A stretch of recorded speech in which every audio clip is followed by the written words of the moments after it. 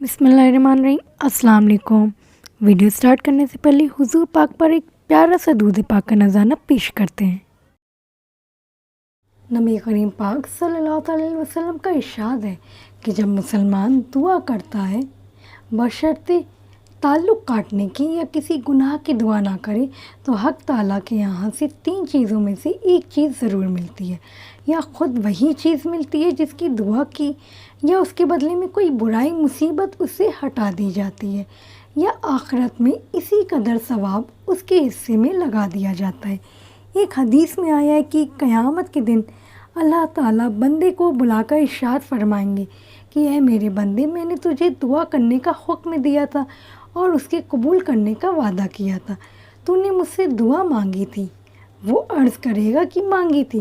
اس پر ارشاد ہوگا کہ تو نے کوئی دعا ایسی نہیں کی جس کو میں نے قبول نہ کیا ہو، تو نے فلاں دعا مانگی تھی، میں نے فلاں تکلیف ہٹا دی، میں نے اس کو دنیا میں پورا کر دیا تھا، اور فلاں غم کے دفع ہونے کے لیے دعا کی تھی، مگر اس کا اثر کچھ تجھے معلوم نہیں ہوا، میں نے اس کے بدلے میں فلاں اجر و ثواب اب تیرے لیے متعین کیا۔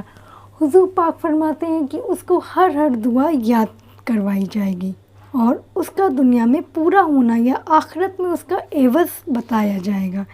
اس اجر و ثواب کی زیادتی کو دیکھ کر وہ بندہ اس کی تمنا کرے گا کہ کاش دنیا میں اس کی کوئی بھی دعا پوری نہ ہوئی ہوتی، یہاں اس کا اس قدر اجر ملتا۔ غرض دعا نہایت ہی اہم چیز ہے۔ اس سے یہ بھی معلوم ہوتا ہے کہ اس میں بھی اللہ تعالیٰ بندے ہی کے مصلحت پر نظر فرماتے ہیں۔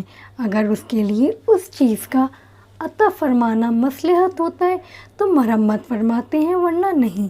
یہ بھی اللہ کا بڑا احسان ہے کہ ہم لوگ بعض اوقات اپنی نافہمی سے ایسی چیز مانگتے ہیں جو ہمارے لیے مناسب نہیں ہوتی۔